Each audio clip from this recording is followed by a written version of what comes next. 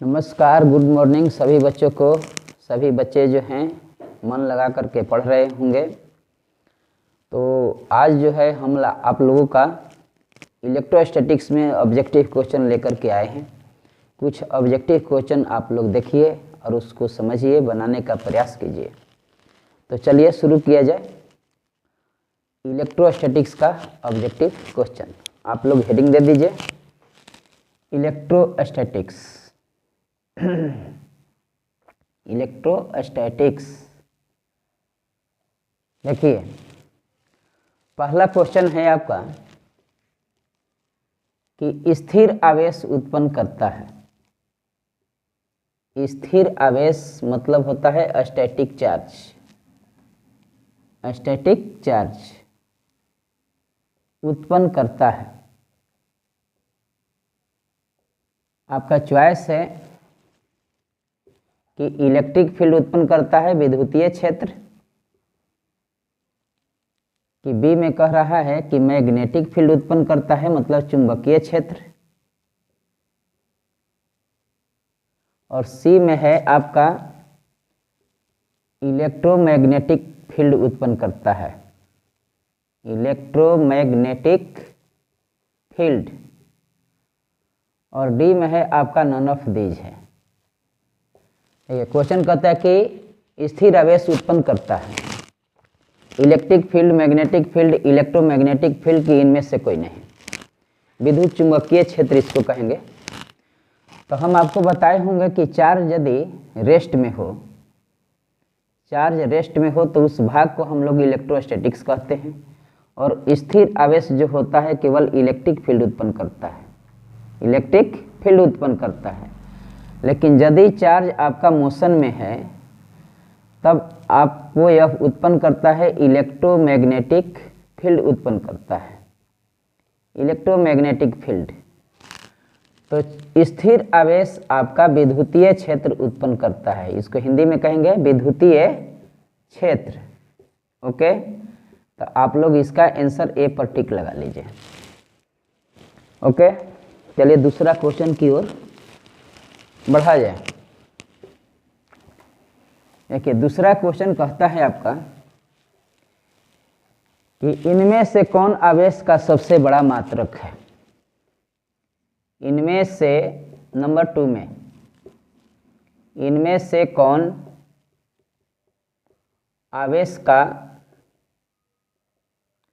सबसे बड़ा मात्रक है, सबसे बड़ा मात्रक है। आपका चॉइस है कि कूलम्ब होगा, कि एबी कूलम्ब होगा, फिर चॉइस है आपका कि स्टैट कूलम्ब होगा, स्टैट कूलम्ब है, और डी में आपका चॉइस है फैराडे। ये आपका 4 चॉइस है। तो आपका देखिए, सबसे बड़ा यदि मात्रक आपसे कहता है तो आप कहिएगा फैराडे। इसको आप लोग को बताए हैं कि 1 फैराडे जो होता है, 1 फैराडे यह आपका 96500 कूलम्ब के बराबर होता है। और स्टैट कूलम्ब इसमें सबसे छोटा मात्रक है। इसको फ्रैंकलिन भी कहते हैं छोटा मात्रक को। तो सबसे छोटा कहेगा तो आपका स्टैट कूलम्ब, सबसे बड़ा कहेगा तो फैराडे। अगर कहता कि इन तीनों में कौन सबसे बड़ा है तब आप कहते कि एबी कूलम्ब। तो इस क्वेश्चन का आंसर आप लोग का डी हो जाएगा, जहां पर कि चॉइस है फैराडे। ओके, तो आप लोग इस पर टिक लगा दीजिएगा, डी पर। तीसरा क्वेश्चन की ओर बढ़िए। देखिए, तीसरा क्वेश्चन है आपका कि आवेश की बीमा होती है। आवेश की बीमा, आवेश का डायमेंशन आपसे पूछा है कि आवेश का डायमेंशन क्या होता है। आपको चॉइस दिया हुआ है नंबर ए में कि AT इनवर्स होता है, बी में चॉइस दिया हुआ है आपको कि A इनवर्स T होता है, कि सी चॉइस में दिया हुआ है कि AT पर पावर 0 होता है, और डी में आपका चॉइस दिया हुआ है कि AT होता है। फिर से देख लीजिए, आपको AT इनवर्स है, A इनवर्स T है, डी चॉइस तक दिया हुआ है। तो आवेश बराबर धारा गुणे समय होता है। सूत्र आपको याद पहले करना होगा, धारा गुणे समय होता है। और धारा का आप जानते हैं कि ए होता है और समय का टी होता है। तो आवेश का डायमेंशन आपका हो जाएगा AT। ओके, तो हम लोग किस पर टिक लगा देंगे? डी पर टिक लगा देंगे। हो गया। अब नेक्स्ट क्वेश्चन की ओर बढ़िए। आप लोग लिखते जाइएगा अथवा वीडियो को रोक रोक करके भी आप लोग देख सकते हैं। सबका आंसर हम बता देते हैं आपको। चलिए नेक्स्ट क्वेश्चन पर आइए। चौथा क्वेश्चन की ओर बढ़िए। चौथा क्वेश्चन कह रहा है कि इनमें से कौन किसी वस्तु पर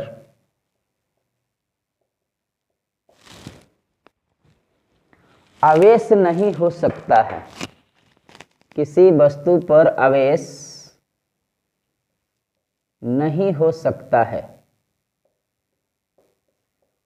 ओके, आपका चॉइस है 64 इंटू 10⁻⁻20 कूलम, बी चॉइस में है 4.8 इंटू 10⁻⁻20 कूलम, सी चॉइस है आपका 4.8 इंटू 10⁻⁻19 कूलम, और डी चॉइस दिया हुआ है कि 4.8 इंटू 10⁻18 कूलम। ओके, जब हम लोग क्वांटिजेशन ऑफ चार्ज पढ़े थे, गौर कीजिएगा, तो वहाँ पर एक सूत्र आप लोग देखे होइएगा कि Q बराबर NE होता है। जो चार्ज होता है ना, वह इलेक्ट्रॉनिक चार्ज का इंटीग्रल मल्टीपल होता है। तो यहाँ से N का मान यदि निकालिएगा तो Q/E हो जाएगा। अब बारी बारी से आप चेक कर लीजिए, इस N का मान जो है होल नंबर में आना चाहिए।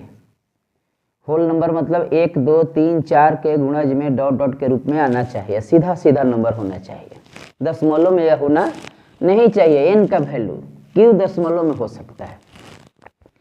अब चलिए, तो मान रखिएगा पहला कि 64 इंटू 10⁻⁻20 और E का मान रखिए 1.6 गुने 10⁻⁻19 होता है।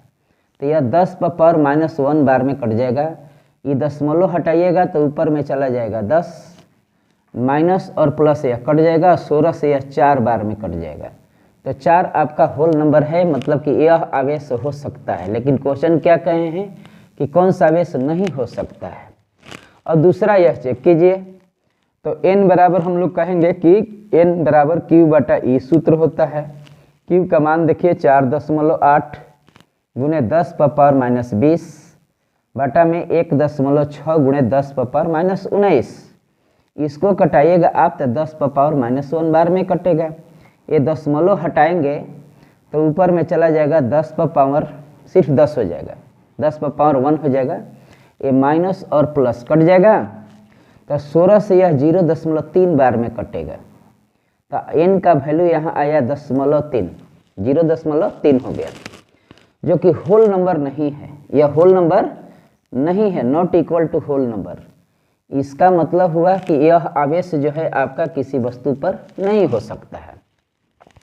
ओके, तो आप लोग जो है इसको टिक लगा लीजिएगा कि इसका आंसर बी होगा। अब आगे चेक करने की आवश्यकता नहीं है, आप लोग चेक करके देख लीजिएगा। N का वैल्यू इसमें होल नंबर नहीं है, इसलिए बी आंसर हो जाएगा। चलिए नेक्स्ट क्वेश्चन की ओर बढ़ा जाए। क्वेश्चन नंबर 5 मिटा दें। ओके ओके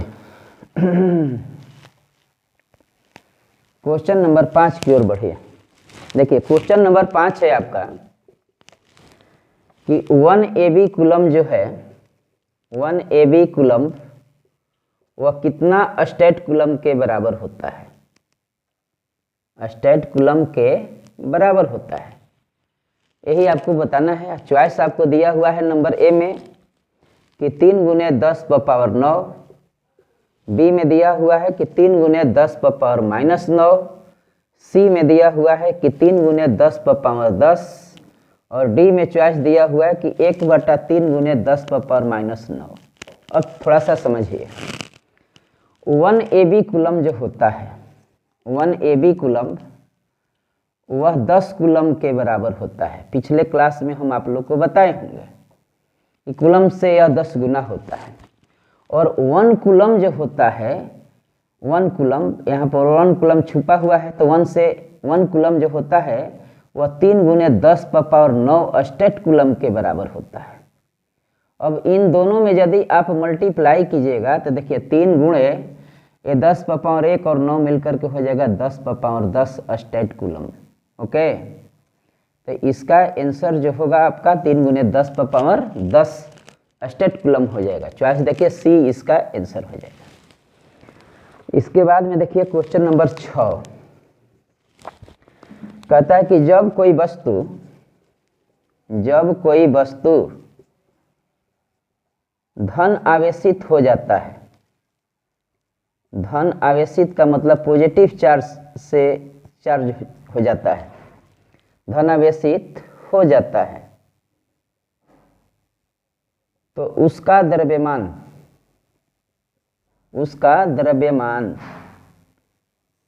और आपको चॉइस दिया हुआ है नंबर ए में कि बढ़ेगा, इंक्रीज करेगा, कि घटेगा, डिक्रीज करेगा,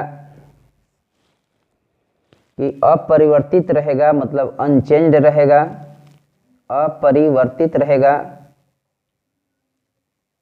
या इनमें से कोई नहीं, नन ऑफ दीज दिया हुआ है। गौर कीजिए, मान लीजिए कि यह कोई वस्तु है और यह एक वस्तु है। यह वस्तु इसको इलेक्ट्रॉन दिया, तो जो देता है उस पर पॉजिटिव चार्ज होता है, जो इलेक्ट्रॉन लेता है उस पर नेगेटिव चार्ज होता है। तो देने वाला पर पॉजिटिव चार्ज और लेने वाला पर नेगेटिव चार्ज। चूंकि इसमें इलेक्ट्रॉन इसमें न गया है, तो इलेक्ट्रॉन जब चलता है तो उसके साथ उसका द्रव्यमान भी चलेगा, क्योंकि इलेक्ट्रॉन पर चार्ज भी होता है। और इलेक्ट्रॉन का चार्ज आप लोग जानते हैं कि 1.6 गुने 10 पावर -19 कूलम होता है। और इसके बाद में इसका द्रव्यमान भी होता है कि 9.1 गुने 10 पावर -31 kg होता है। तो इलेक्ट्रॉन जाएगा इसमें तो मास भी इसका जाएगा, मतलब कि इसका मास घट जाएगा, क्योंकि इलेक्ट्रॉन इसमें गया है, इसका मास घट जाएगा। तो पॉजिटिव वाला में आपका द्रव्यमान घटेगा और नेगेटिव वाला में कहेगा तो इसमें कहेंगे कि द्रव्यमान आपका बढ़ेगा। ओके, तो यहाँ देखिए क्वेश्चन में पॉजिटिव चार्ज है, धन आवेशित है, इसका मतलब कि पॉजिटिव वाला पर घटेगा, इसका बी पर हम लोग टिक लगा देंगे। हो गया होगा। तो 6 तक आप लोग बना लीजिए, 7वां क्वेश्चन पर आप लोग आइए। ओके, 7 क्वेश्चन पर आइए।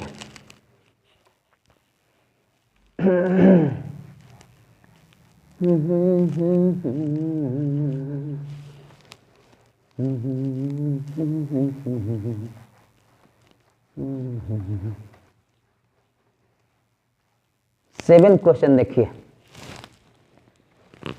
सब लोग मन लगा करके बनाते रहिएगा। ओके, 7 क्वेश्चन देखिए। कहता है कि ग्लास के छड़ को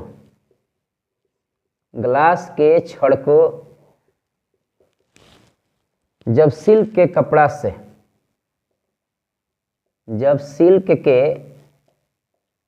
से, सिल्क क्लॉथ से रगड़ा जाता है, तब ग्लास का छड़ हो जाता है, तब ग्लास का छड़ हो जाता है। अब गौर कीजिए, चॉइस में दिया हुआ है आपको पॉजिटिव कि निगेटिव, फिर दिया हुआ है कि उदासीन हो जाता है, न्यूट्रल, उदासीन मतलब न्यूट्रल, और डी में दिया हुआ है आपको नन ऑफ दीज।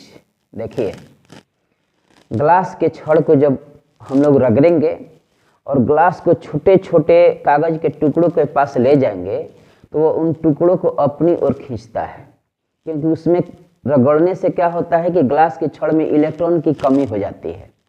कमी का मतलब कि उसने इलेक्ट्रॉन दिया है और जो देता है उस पर पॉजिटिव चार्ज हो जाता है। यह इलेक्ट्रॉन देता है सिल्क के कपड़ा को, तो इलेक्ट्रॉन जब यह दिया तो इस पर आ गया पॉजिटिव और इस पर आ जाता है क्या चीज़, नेगेटिव चार्ज। तो आपसे क्वेश्चन पूछता है कि ग्लास का छड़ हो जाता है, तो हम लोग कहेंगे कि क्या हो जाएगा, पॉजिटिव हो जाता है, पॉजिटिव चार्ज से वह आवेशित हो जाएगा। ओके, अब क्वेश्चन की ओर बढ़िए, 8वां क्वेश्चन पर आइए। देखिए एप्सिलॉन नॉट का मात्रक है, एप्सिलॉन नॉट का मात्रक है। तो एप्सिलॉन नॉट का मात्रक निकालने के लिए आपको चॉइस ऐसे दिया हुआ है, देख लीजिए चॉइस भी, कि कूलम स्क्वायर प्रति न्यूटन मीटर स्क्वायर होता है। बी में दिया हुआ है कि कूलम प्रति वोल्ट इंटू मीटर दिया हुआ है। और सी चॉइस में दिया हुआ है कि फैराड प्रति मीटर होता है। और डी में दिया हुआ है उपयुक्त सभी, माने ऑल कहा है आपसे, उपयुक्त सभी मतलब ऑल हो गया। तो अब आप देखिए, तो पहले आप एप्सिलॉन नॉट का मात्रक निकालिए। सूत्र देखिए कि एक एफ बराबर, कूलम के नियम आप पढ़े होइएगा कि एफ बराबर 1/4 pi epsilon not Q1 Q2 बटा में आर स्क्वायर होता है। तो यहाँ से तिरछा तिरछे गुणा कीजिए, तो 4 पाई epsilon not F R square बराबर Q1 Q2 हो जाएगा आपका, Q1 Q2। तो एप्सिलॉन नॉट बराबर Q1 Q2 बटा में 4 पाई एफ आर स्क्वायर हो जाएगा। अब आप यूनिट लिखिए, Q का मात्रक होता है कूलम, इसका भी मात्रक होता है कूलम, तो यह हो गया coulomb square, coulomb square, coulomb गुने कूलम तो कूलम स्क्वायर।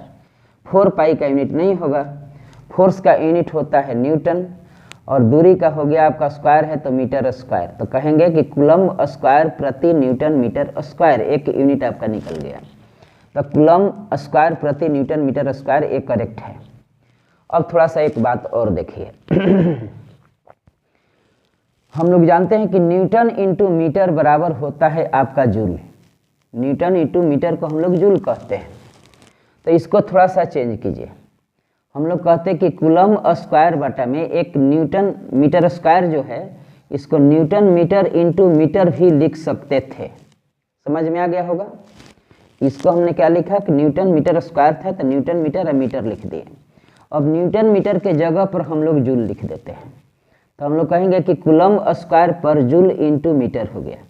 लेकिन इस रूप में तो चॉइस कहीं है नहीं। लेकिन और एक बात समझिए कि कूलम बटा में जूल जो होता है, जूल पर कूलम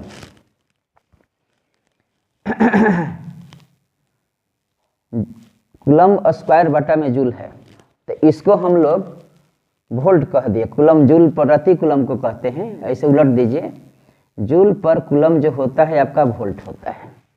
तो कूलम बटा में जूल यदि कहेंगे तो 1 बटा में भी कह देंगे, उलट दिए हम लोग। तो कूलम एक, इसको अलग कीजिए कि कूलम इंटू कूलम बटा में जूल इंटू मीटर लिख सकते थे। अब C/J के जगह पर, यहाँ जे है जूल है, इसके जगह पर वोल्ट लिख दीजिए नीचे में, तो कूलम बटा में वोल्ट इंटू मीटर हो जाता है। तो मात्रक ये कहते हैं कि कूलम प्रति वोल्ट इंटू मीटर भी हो जाएगा, मतलब कि ये भी आपका मात्रक होगा। और एक बात याद रखिएगा कि कूलम प्रति वोल्ट को हम लोग फैराड भी कहते हैं, मतलब कि फैराड प्रति मीटर भी इसका मात्रक होगा। तो आपका चॉइस आंसर हो गया इसका डी, उपयुक्त सभी। आप लोग को याद रखना होगा कि एप्सिलॉन नॉट का मात्रक ये तीनों होते हैं। अगर चॉइस में से रहता है तो आप लोग को टिक मारने आना चाहिए। ओके, चलिए आगे बढ़ा जाए, मिटा दें। ओके,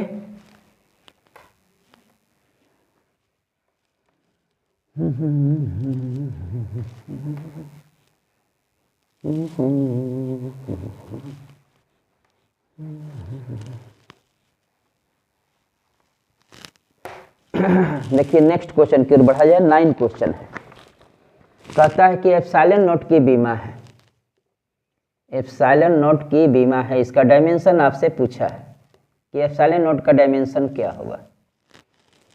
ओके, चॉइस में दिया हुआ है नंबर ए में कि m inverse LQ T inverse 4a square.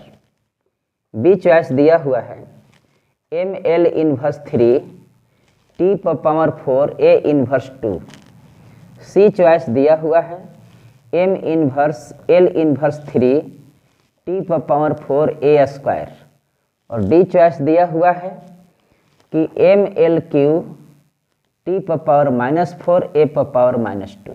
अब थोड़ा सा गौर कीजिए, अभी हमने एप्सिलॉन नॉट का सूत्र निकाला है कि f बराबर लिखे थे हम लोग कि Q1 Q2 बटा में r² लिखे थे। के का वैल्यू भी आप लिख लीजिए कि f बराबर 1/4 pi epsilon not Q1 Q2 बटा में r² लिखे थे।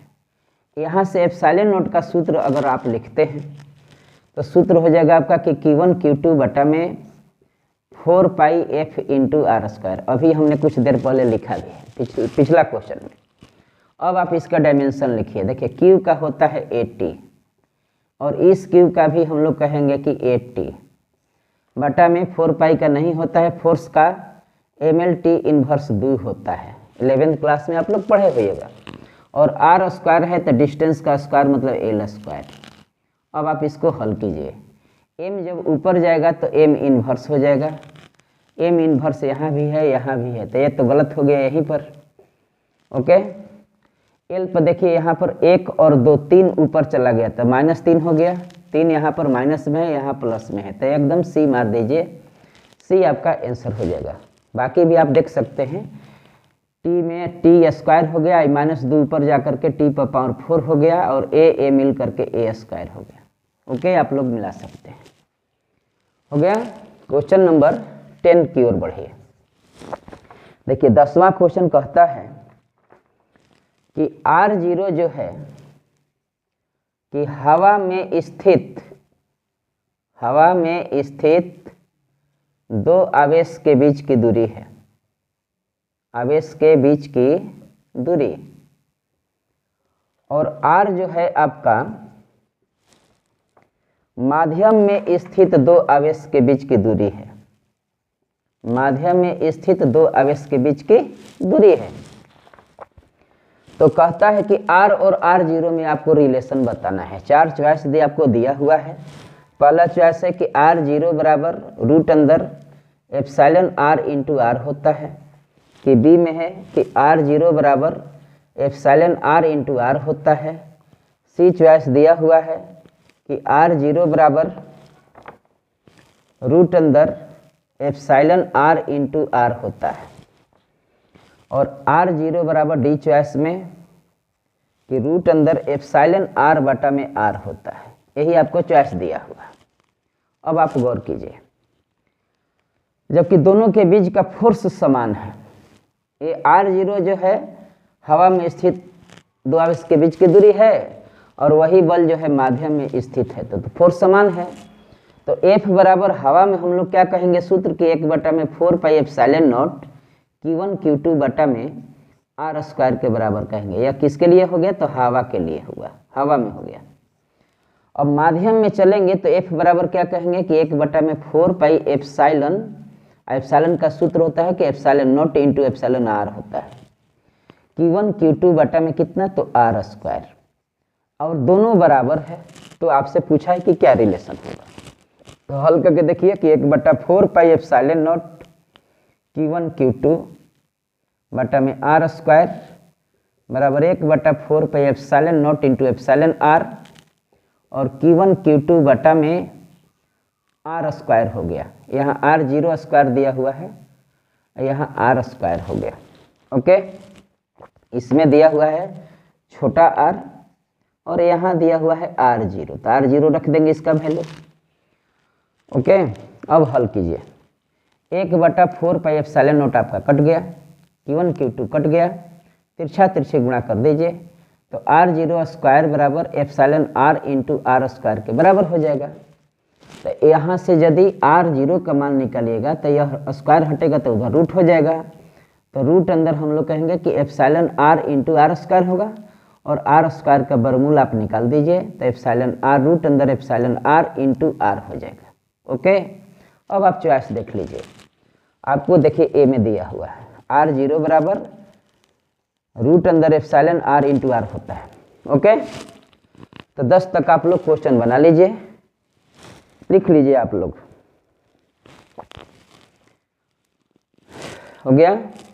चलिए नेक्स्ट आगे की ओर बढ़ा जाए।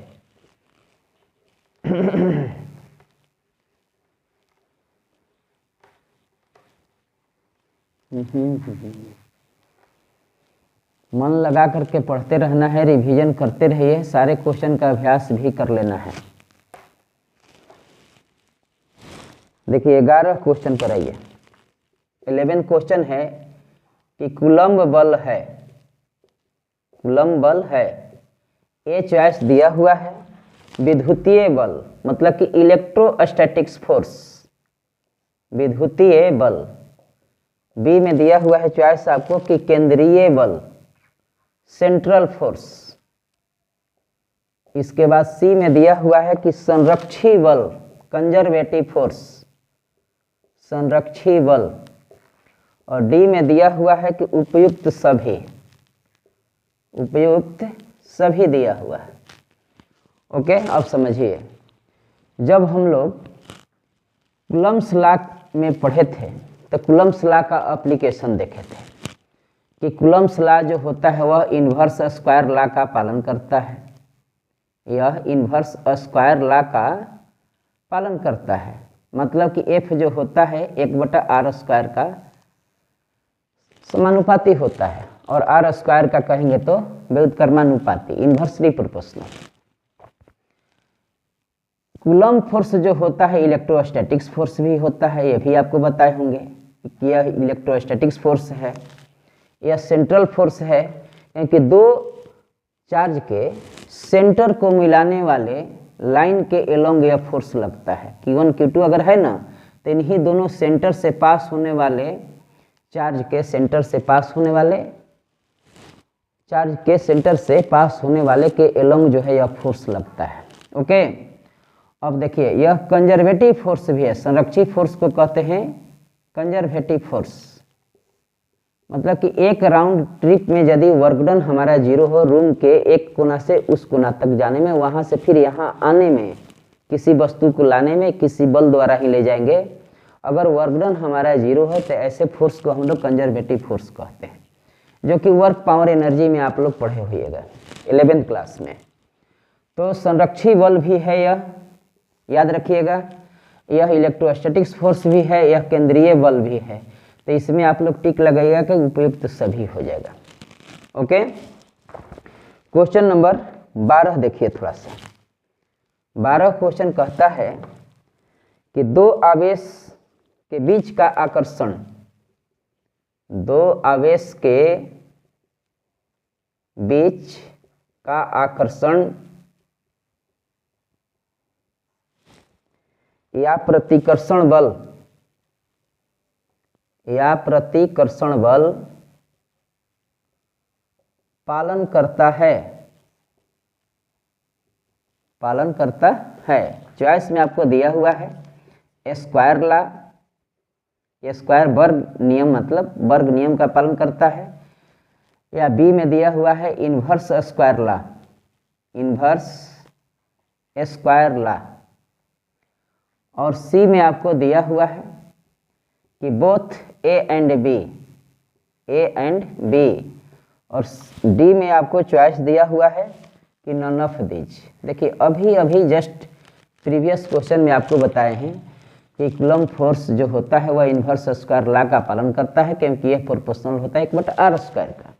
अब आपको फिर सोचना नहीं है, इसमें कहेंगे कि इन्वर्स स्क्वायर लॉ इसका आंसर हो जाएगा। ओके, क्योंकि यहाँ एफ जो होता है प्रोपोर्शनल होता है 1/कितना के, r स्क्वायर के। क्लास में भी आप लोग को बताए होंगे। नेक्स्ट क्वेश्चन देखिए 13 क्वेश्चन कहता है कि इलेक्ट्रॉन और प्रोटॉन, इलेक्ट्रॉन और प्रोटॉन के बीच क्रियाशील, गुरुत्वाकर्षण बल मतलब Fg और इलेक्ट्रोस्टैटिक्स फोर्स Fe, विद्युतीय बल उसको कहते हैं, का अनुपात होता है, का अनुपात आपसे पूछता है कि कितना होता है। नंबर ए चॉइस में दिया हुआ है कि 10⁻39 अनुपात 1 होता है, कि 1:10⁻39 होता है, कि फिर दिया हुआ है कि 10⁻49:1 होता है, और डी चॉइस में दिया हुआ है कि 1:10⁻49 होता है।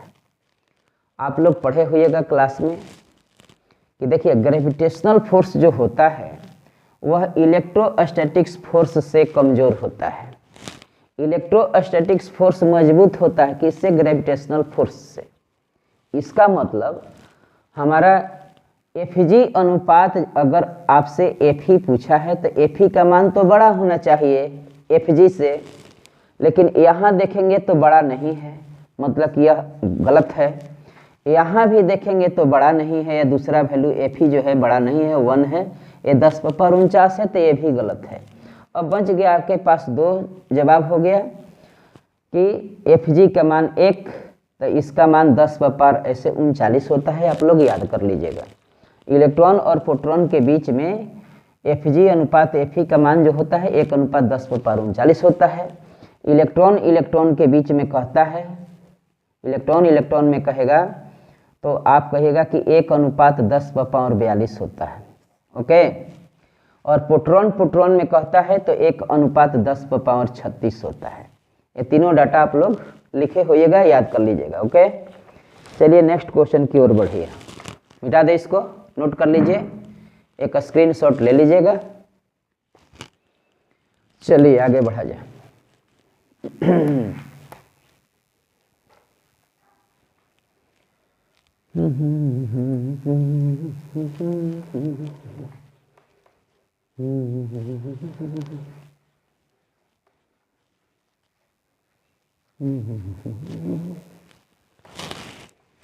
चौदह क्वेश्चन पर आइए आप लोग, 14 क्वेश्चन पर। कहता है 14 में कि क्यू चार्ज को 2 भागों में बांटे, 2 भागों में बांटे, माने किस प्रकार बांटे, 2 भागों में किस प्रकार बांटे कि उनके बीच का बल महत्तम हो जाए, महत्तम हो जाए। गौर कीजिएगा, पहला चॉइस है आपको कि Q/3 2Q/3, बी चॉइस में दिया हुआ है कि Q/4 3Q/4, सी चॉइस में दिया हुआ है Q/5 कि 4Q/5, और डी चॉइस में दिया हुआ है कि Q/2 Q/2। ओके, यही आपको क्वेश्चन दिया हुआ है। मान लीजिए कि पहला भाग आपका x हो गया, फर्स्ट पार्ट आपका क्या हो गया, x हो गया, और q को 2 भाग में बांटना है, तो सेकेंड पार्ट आपका q-x हो जाएगा, q-x हो जाएगा। गौर कीजिएगा, बहुत अच्छा क्वेश्चन है। तो कूलम्ब फोर्स से देखिए इन दोनों के बीच का फोर्स क्या होगा कि 1/4πε0, चाहे k लिख दीजिए, k Q1 Q2/r²। तो Q1 हो गया आपका x, Q2 हो गया Q-x। आप मान लीजिए कि इसके बीच का डिस्टेंस r है तो r² लिख देंगे।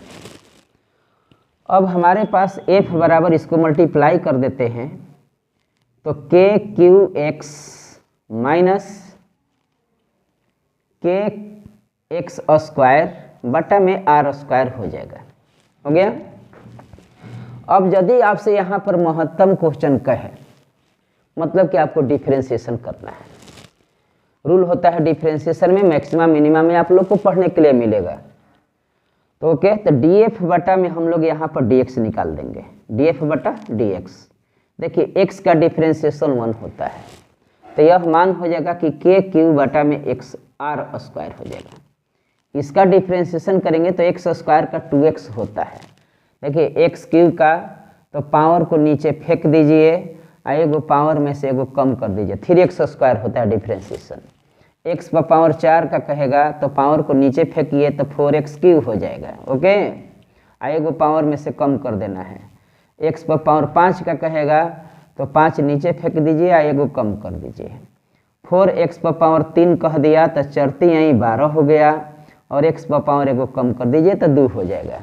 उसी तरह से x स्क्वायर का कह दिया तो x को नीचे फेंकिएगा तो 2 हो गया और x हो गया, तो यहाँ x स्क्वायर का 2x कह देंगे। ओके, तो 2kx बटा में r स्क्वायर होगा।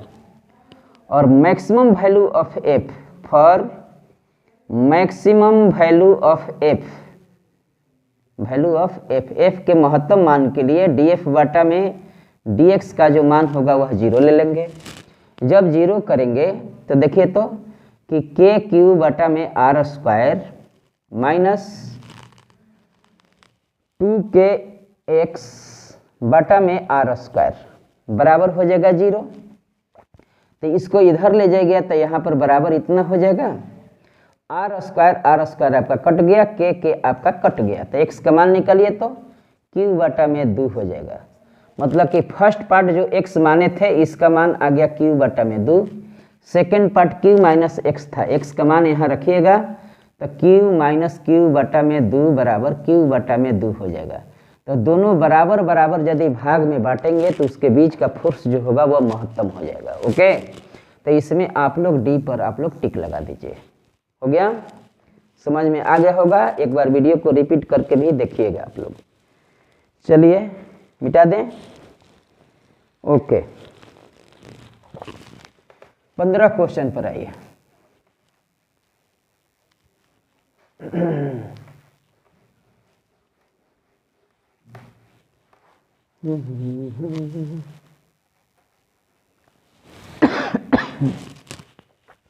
देखिए 15 क्वेश्चन दिया हुआ है कि दो चार्ज के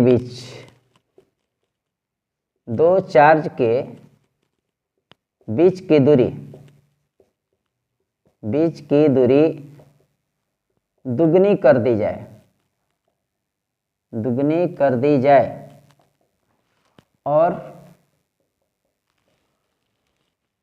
आवेश भी दुगना कर दिया जाए।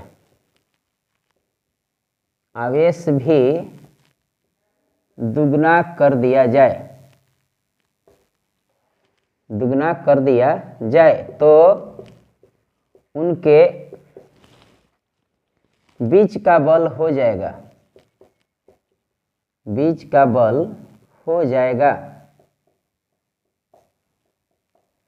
चॉइस में दिया हुआ है आपको 1/4, बी में दिया हुआ है आधा, सी में दिया हुआ है अपरिवर्तित,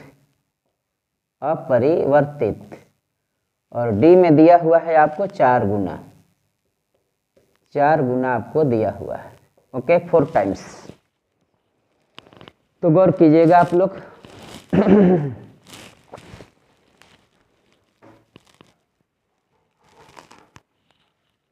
समझिएगा, दो चार्ज के बीच का फोर्स F जो होता है वह हम लोग लिखते हैं कि K Q1 Q2 बटा में R स्क्वायर होता है।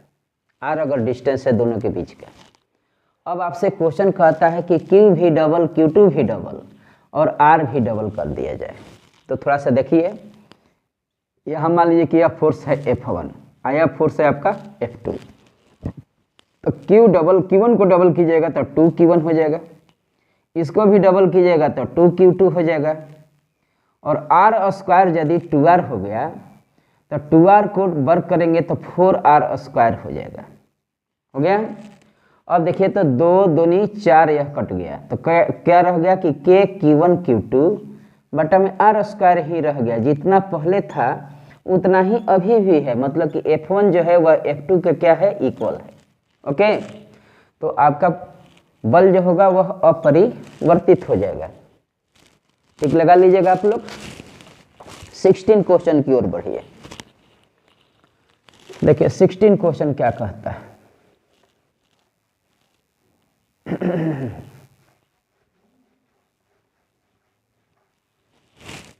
सिक्सटीन क्वेश्चन है कि दो आवेश Q1 और Q2 को, दो आवेश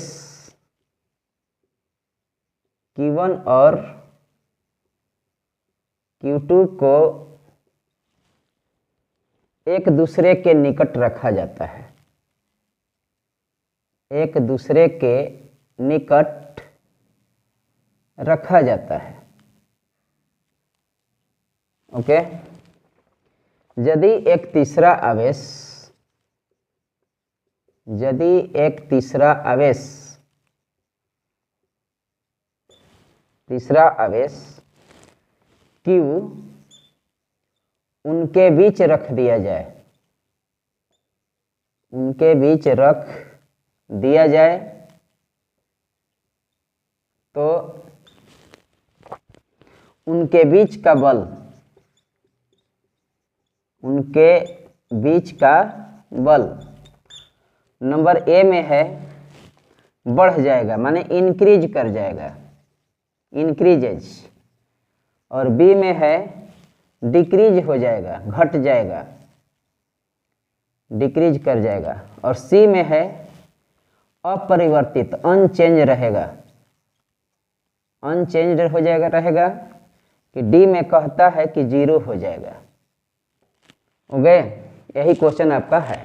अब सोचिए, यहाँ पर मान लीजिए कि Q1 चार्ज है, यहाँ पर Q2 चार्ज है, दोनों के बीच का डिस्टेंस x है, तो इनके बीच का फोर्स क्या होगा कि 1/4 pi epsilon not Q1 Q2 बटा x स्क्वायर हो रहेगा। अब मान लीजिए कि यहाँ पर थर्ड चार्ज Q यहाँ पर रख दीजिए बीच में, तभी भी तो Q1 और Q2 के बीच का डिस्टेंस तो यही है। अब यदि इतना ही चार्ज बीच का डिस्टेंस भी है, इसका मतलब कि फोर्स तो यही रहेगा।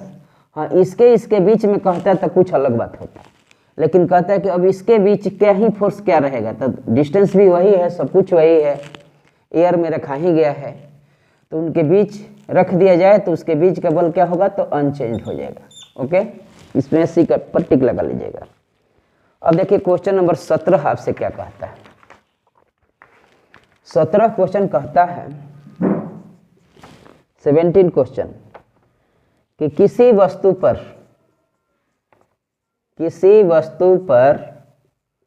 10⁵ इलेक्ट्रॉन दिया जाए तो उस पर चार्ज क्या होगा, उस पर चार्ज आपका कितना होगा आपको बताना है। इतना इलेक्ट्रॉन दे दिया गया। देखिए, जिस पर दिया जाए, हम अभी कहे हैं जो देता है उस पर पॉजिटिव, देने वाला पर पॉजिटिव, लेकिन कहा जाए कि इसको दिया गया है तो यह लिया ना, तो यह लेने वाला पर निगेटिव चार्ज आ जाएगा। किसी वस्तु पर 10⁵ इलेक्ट्रॉन दिया गया है तो इस वस्तु पर कौन सा चार्ज आ जाएगा, निगेटिव, क्योंकि इसने इलेक्ट्रॉन लिया है, तो आपका चार्ज निगेटिव आ जाएगा। तो -ne आप लिख दीजिए, Q बराबर ne सूत्र होता है। कितना इलेक्ट्रॉन दिया गया है, तो 10⁵ माइनस में चलिए, ई का वैल्यू रख दीजिए 1.6 × 10⁻−19 कूलम। अब आप हल कीजिए तो 1.6 माइनस में आपका होगा 1.6, और 19 में से यह 5 घटा दीजिए तो 10⁻−14 कूलम हो जाएगा। ये आपका आंसर हो जाएगा। ओके, इसमें आपको चॉइस दिया हुआ था कि 1.6 × 10⁻14 कूलम, -14 कूलम, तो ये तो होगा नहीं क्योंकि यह प्लस में आपका चॉइस है, यह आंसर आ रहा है माइनस में। बी चॉइस में आपको दिया हुआ है कि 1.6 × 10⁻−15 कूलम, ये भी नहीं होगा क्योंकि -14 पावर में आ रहा है, यहाँ 15 आया है, तो ये भी गलत आंसर है। सी चॉइस में दिया हुआ है कि -1.6 × 10⁻−15 कूलम, ये भी गलत है क्योंकि यहाँ 14 है, यहाँ पर 15 आया है। डी चॉइस में है -1.6 × 10⁻−14 कूलम। आप लोग डी पर टिक लगा लीजिएगा। ओके, अब नेक्स्ट क्वेश्चन की ओर आप लोग बढ़िए। 18 क्वेश्चन पर मिटा दें। ओके,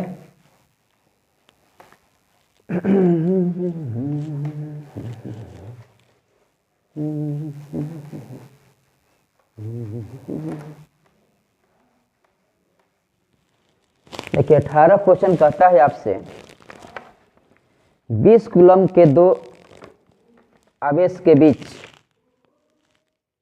20 माइक्रो कूलम के दो आवेश के बीच माध्यम की सापेक्षिक विद्युतशीलता एप्सिलॉन आर का मान आपको 4 है।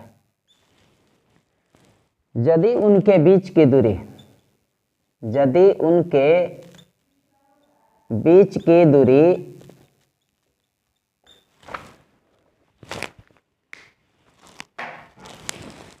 20 सेंटीमीटर है, 20 सेंटीमीटर है, तो उनके बीच का बल है, उनके बीच का बल है, ओके, चॉइस में आपको दिया हुआ है 5.62 न्यूटन, बी में है 56.2 न्यूटन, सी चॉइस में दिया हुआ है कि 2.25 न्यूटन और डी चॉइस में दिया हुआ है कि 22.5 न्यूटन। यही आपका चॉइस दिया हुआ है। अब आप लोग इसको हल कीजिए थोड़ा सा। देखिए तो सूत्र हम आप लोग को बताएं। यहाँ पे देखिए 20 माइक्रोकूलम का चार्ज है, यहाँ भी 20 माइक्रोकूलम का चार्ज है और दोनों के बीच का डिस्टेंस आपको 20 सेंटीमीटर दिया हुआ है। अब आप F निकालिए, बीच का बल पूछा है तो कि 1/4 pi epsilon naught into epsilon r, क्योंकि यहाँ एप्सिलॉन आर दे दिया है, मतलब माध्यम कुछ रखा गया है। Q1 Q2 बटा में R स्क्वायर होता है, Q1 Q2 बटा R स्क्वायर। तो 1/4 पाई एप्सिलॉन नॉट का मान आप जानते हैं कि 9 × 10⁻9 होता है। एप्सिलॉन आर का मान आपको दिया हुआ है 4 दिया हुआ है क्वेश्चन में, 4 रख देंगे। Q1 का मान देखिए 20 माइक्रोकूलम, तो 20 × 10⁻6 कूलम हो जाएगा। माइक्रो मतलब 10⁻6 होता है। इसका भी वैल्यू 20 × 10⁻6 हो जाएगा। आर स्क्वायर देखिए 20 सेंटीमीटर को मीटर में बदलेंगे तो 0.2 मीटर हो जाएगा, तो 0.2 × 0.2 हो जाएगा, स्क्वायर कर देंगे, आर स्क्वायर हो गया। अब इसको हल कर लीजिए, दशमलव यहाँ से हटाइए, यह भी हटाइए, तो यह 100 से मल्टीप्लाई हो गया, ओके। अब हल कीजिए तो 2 दूनी 4, 4 × 5 = 20 हो गया और 4 × 5 = 20 हो गया। 5 × 25 × 9। अब 10 के पावर देखिए, यहाँ 9 है, यह 2 है, तो 10 का पावर 11 हो गया। ये 6 और 6 12 हो गया, -12 हो गया, मतलब कि 10 का पावर -1 रह गया। तो 10 का पावर -1 का मतलब बाटा में आप 10 ले लीजिए, 25 में 9 से गुणा कीजिए, 225 होता है, बाटा में 10 से भाग लगा दीजिए तो 22.5 न्यूटन आपका आंसर हो जाएगा, ओके। तो इसमें आप लोग डी पर टिक लगा लीजिए, हो जाएगा। यहाँ तक आप लोग बना लीजिए, बिल्कुल मन लगा करके आप लोग पढ़ते रहेंगे ताकि आप लोगों को अच्छे ढंग से जो है रिवीजन होता रहे, और सारे क्वेश्चन का प्रैक्टिस आपको करना जरूरी है, ओके। चलिए नेक्स्ट क्वेश्चन की ओर आप लोग बढ़िए। 18 तक हम लोग बना लिए, मिटा दें।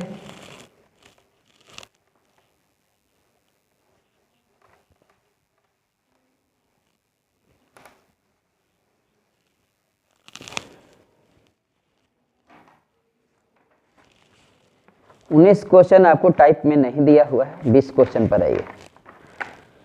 देखिए 20 क्वेश्चन कहता है कि 2 कूलम प्लस 2 कूलम और प्लस 6 कूलम के दो आवेश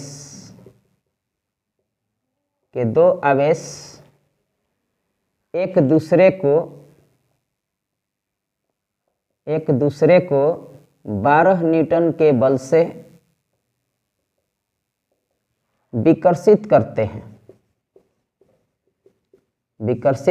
हैं। यदि प्रत्येक को -2 कूलम आवेश दे दिया जाए, दे दिया जाए तो उनके बीच का बल होगा, उनके बीच का बल होगा। अब चॉइस देखिए जरा। नंबर ए में दिया हुआ है 4 न्यूटन अट्रैक्टिव। अट्रैक्टिव का मतलब होता है आकर्षण बल। और बी में 4 न्यूटन का रिपल्सन, मतलब विकर्षण बल उसमें लग रहा है। और सी चॉइस में दिया हुआ है 8 न्यूटन का रिपल्सन, चाहे विकर्षण यहाँ लिख देते हैं, रिपल्सन या विकर्षण कहिए। और डी चॉइस में दिया हुआ है आपको 0। अब जरा देखिए तो यह 2 कूलम है, प्लस में यहाँ पर प्लस 6 कूलम है। इन दोनों को -2 कूलम आवेश दे दिया गया। इसको -2 कूलम और चार्ज दे देंगे तो यहाँ पर चार्ज आपका हो जाएगा 0। इसमें भी 2 कूलम माइनस में दीजिएगा तो इसका तो मान हो जाएगा 4 कूलम। अब 0 और 4 कूलम के बीच तो फोर्स 0 हो गया। फोर्स क्या हो जाएगा? 0 हो जाएगा। ओके, ठीक है। तो आंसर इसका डी पर टिक लगा लीजिए।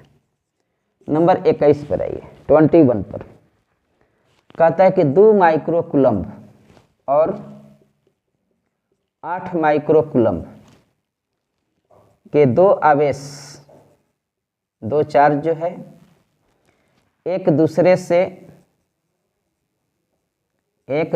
से 6 cm की दूरी पर हैं। उदासीन बिंदु होगा, उदासीन बिंदु होगा,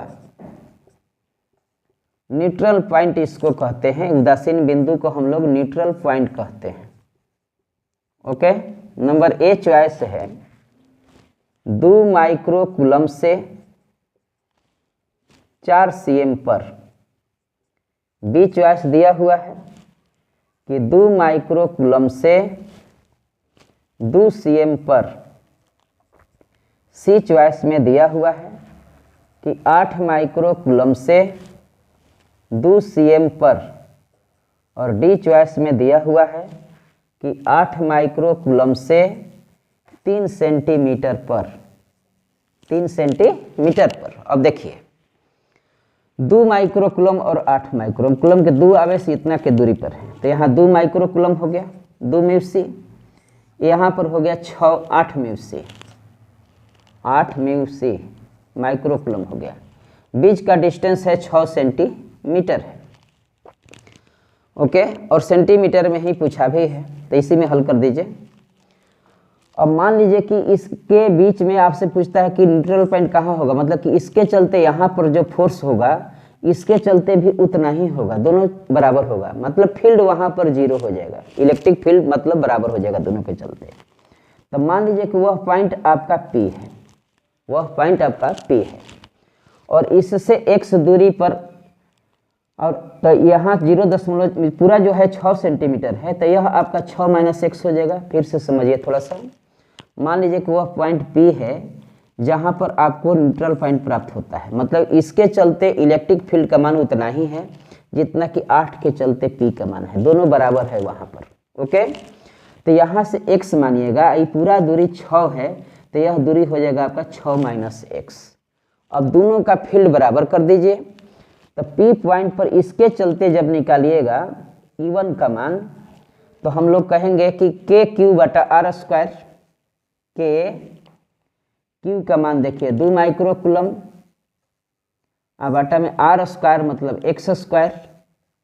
और E2 का मान जब निकालिएगा इसके चलते P पॉइंट पर, तो हम लोग कहेंगे कि फिर कि KQ/r²। तो यहाँ पर 8 माइक्रो कूलम है और r² मतलब कि 6 - x का होल स्क्वायर हो जाएगा। ओके, दोनों को बराबर कर दीजिए।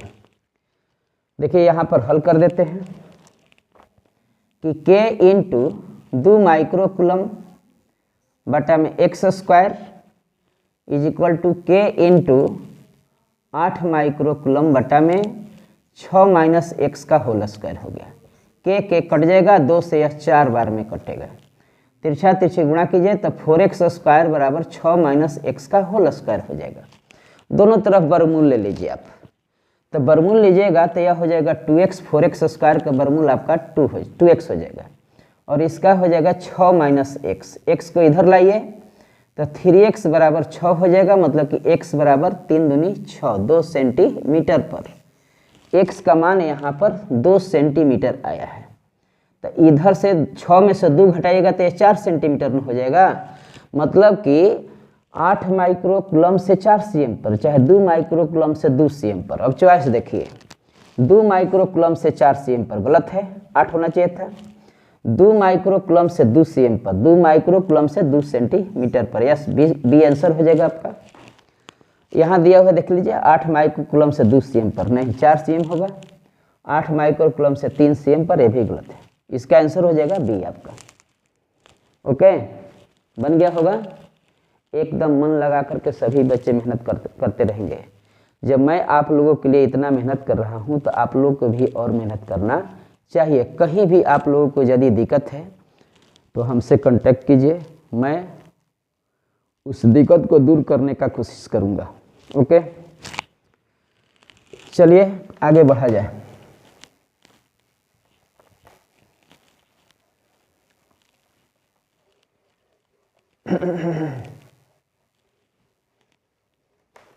इक्कीस तक हो गया आपका क्वेश्चन। 21 क्वेश्चन तक आप लोग बना लिए हैं। 22 क्वेश्चन पर आया जाए। देखिए 22 क्वेश्चन कहता है कि आवेश का क्वांटमीकरण बताता है कि आवेश का क्वांटमीकरण, क्वांटमीकरण बताता है कि, अब चॉइस में है आपको कि Q बराबर प्लस NE होता है ए में, बी में दिया हुआ है कि Q बराबर प्लस माइनस NE होता है, सी में है कि Q बराबर माइनस NE होता है, और डी में दिया हुआ है नन ऑफ दिस। देखिए Q बराबर NE हम लोग तो पढ़े हैं। N क्या है कि plus minus 1 plus minus 2 plus minus 3 dot dot होता है, मतलब कि यहाँ n का मान प्लस में भी हो सकता है और माइनस में भी हो सकता है। तो इसमें आप लोग डी पर टिक लगा लीजिएगा। देखिए 23 क्वेश्चन आपसे क्या कहता है। 23 क्वेश्चन में है कि -1 कूलम आवेश के लिए किसी वस्तु को कितना इलेक्ट्रॉन चाहिए, कितना इलेक्ट्रॉन चाहिए। ओके, और चॉइस में आपको दिया हुआ है नंबर ए में 6.25 गुने 10 × 20, 6.25 गुने 10 × 22।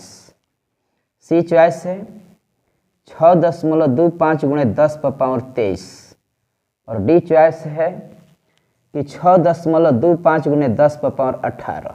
अब गौर कीजिएगा आप लोग, सभी बच्चे एकदम बिल्कुल मन लगा करके रिवीजन करेंगे।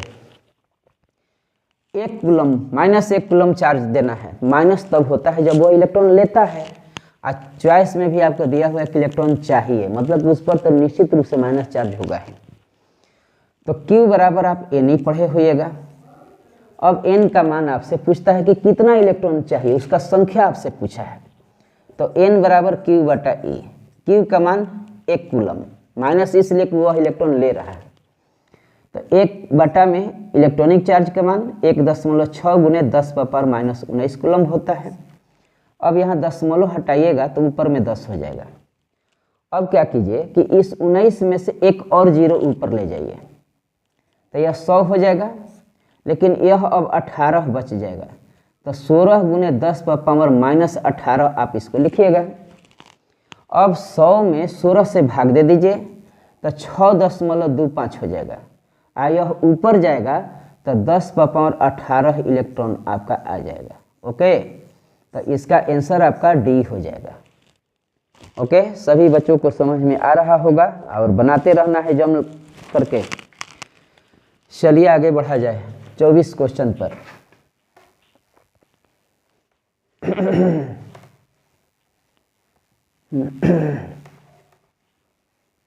24 क्वेश्चन की ओर बढ़िए। 24 कहता है कि किसी वस्तु पर x इलेक्ट्रॉन और y प्रोटॉन है, तो वस्तु पर आवेश का परिमाण आपसे पूछा है। आवेश का परिमाण है, चॉइस में दिया हुआ है आपको x minus y into e, x plus y into e, C choice है, y minus x into e, और डी चॉइस में दिया हुआ है कि minus y plus x into e. अब गौर कीजिए, इलेक्ट्रॉन पर जो चार्ज होता है वह नेगेटिव चार्ज होता है, तो इसको माइनस एक्स लिखेंगे। प्रोटॉन पर जो चार्ज होता है वह पॉजिटिव चार्ज होता है, तो y प्लस में लिखेंगे, x घट जाएगा और इलेक्ट्रॉनिक चार्ज से मल्टीप्लाई कर देंगे, टोटल चार्ज निकल जाएगा। तो q बराबर आपका क्या हो जाएगा, y माइनस एक्स इंटू ई। चॉइस देख लीजिए, यहाँ पर c हो जाएगा आपका। चलिए 25 क्वेश्चन पर आइए। इनमें से कौन किसी वस्तु पर आवेश नहीं हो सकता है, आवेश नहीं हो सकता है। आपको चॉइस दिया हुआ है नंबर ए में 3.2 गुने 10 power minus 19 coulomb, 4.8 into 10 power minus 19 coulomb, और 6.4 गुने 10 पावर माइनस 19 कूलम, और डी में चॉइस दिया हुआ है कि 6 गुने 10 पावर माइनस 19 कूलम। अब आप देखिए तो किसी वस्तु पर जो चार्ज होता है, टोटल चार्ज, वह इलेक्ट्रॉनिक चार्ज का इंटीग्रल मल्टीपल होता है, क्यू बराबर एन ही होता है, और एन का मान आपका फ्रैक्शन में नहीं होना चाहिए। तो ई का वैल्यू होता है 1.6 गुने 10 पावर माइनस 19। इससे आप भाग लगाते जाइए, तो 10 पावर माइनस 19 कट करके 16 दूनी 32 हो जाएगा। ये तो सीधा सीधा नंबर है। ये भी 48 है, ये भी 64 है, लेकिन यह सीधा सीधा नहीं कटेगा। ओके, 1.6 से जब भाग लगाएंगे 6 में, तो यह दशमलव में आ जाएगा। ओके, तो यह चार्ज आपका नहीं हो सकता है, तो इसका आंसर हो जाएगा डी, 6 गुने 10 पावर माइनस 19 कूलम। ओके, अब देखिए नेक्स्ट क्वेश्चन है आपका 26। इनमें से कौन सा कथन सत्य है, इनमें से कौन सा कथन सत्य है। ओके, नंबर ए चॉइस में दिया हुआ है, आवेश को जोड़ा जा सकता है, आवेश को जोड़ा जा सकता है। बी चॉइस दिया हुआ है, आवेश संरक्षित रहता है, आवेश संरक्षित रहता है, और सी चॉइस दिया हुआ है आपको, आवेश का क्वांटमीकरण होता है, आवेश का क्वांटमीकरण होता है,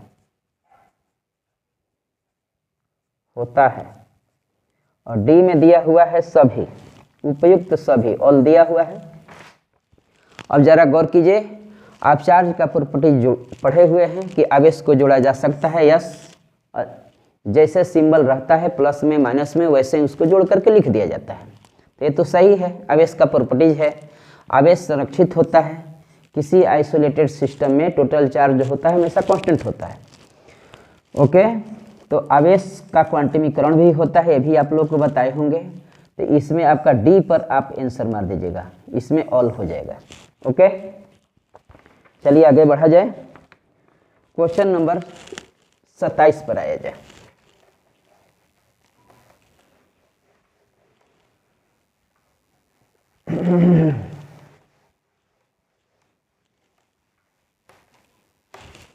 देखिए 27 क्वेश्चन आपसे कहता है कि एक वस्तु ऋण आवेशित हो जाता है, ऋण आवेशित हो जाता है, निगेटिव चार्ज माने उस पर आ जाता है, यदि उसे नंबर ए में कुछ इलेक्ट्रॉन दिए जाएं, बी में कहा है कुछ इलेक्ट्रॉन निकाला जाए, उससे जो है कुछ इलेक्ट्रॉन क्या किया जाए, निकाला जाए। ओके।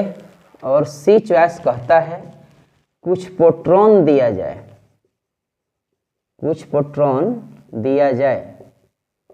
और डी चॉइस कहता है कुछ न्यूट्रॉन निकाला जाए।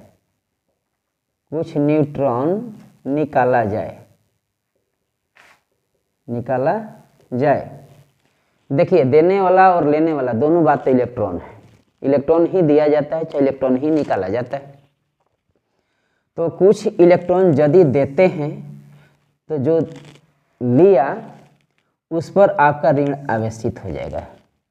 यहाँ से इससे इलेक्ट्रॉन इस पर दे दिए तो इस पर नेगेटिव और इस पर क्या हो गया, पॉजिटिव। तो इसको इलेक्ट्रॉन दिया गया तब ना, कुछ इलेक्ट्रॉन दिया गया। ओके। तो जब ऋण आवेशित हो जाता है तो कुछ इलेक्ट्रॉन क्या होगा, दिए जाएं। इसका आंसर आपका ए हो जाएगा। 28 क्वेश्चन देखिए कि किसी छड़ पर -2q -5q और 3q चार्ज है, तो छड़ पर कुल कितना आवेश है? तो छड़ पर कुल आवेश नेट चार्ज आपसे पूछा है कि कितना है, नेट चार्ज पूछा है, बराबर हुआ 8। तो अभी हम लोग कहें कि आवेश को जोड़ा जा सकता है, तो जैसे जैसे सिंबल में वैसे आपको जोड़ देना है। तो कुल चार्ज जब आपको निकालना है कि कुल चार्ज कितना होगा, तो -2q + q -5q + 3q। अब इसको आप हल कर दीजिए। देखिए तो -5 और -2 -7q, और q और 3q मिल करके हो गया आपका 4q। 4q में से 7q घटाइएगा तो -3q चार्ज हो जाएगा। ओके। इस ढंग से आप लोग जो है सारे ऑब्जेक्टिव बनाते रहिए, प्रैक्टिस करते रहिए, मेहनत करते रहिए, और वीडियो को भी लाइक सब्सक्राइब जो है करते रहिए, और मन लगा करके घर पर मेहनत करना बहुत ज़रूरी है ताकि हम लोग अच्छे से अच्छे मार्क्स ला सकें। हर एक साल के अपेक्षा आप लोग ऐसा मेहनत कीजिए कि आपका नंबर जो है पिछले साल के अपेक्षा और बेटर हो। हम आपके लिए 100% लगे रहेंगे भी। तो चलिए आज के लिए इतना ही रहेगा। सभी बच्चों को बहुत बहुत धन्यवाद। ओके।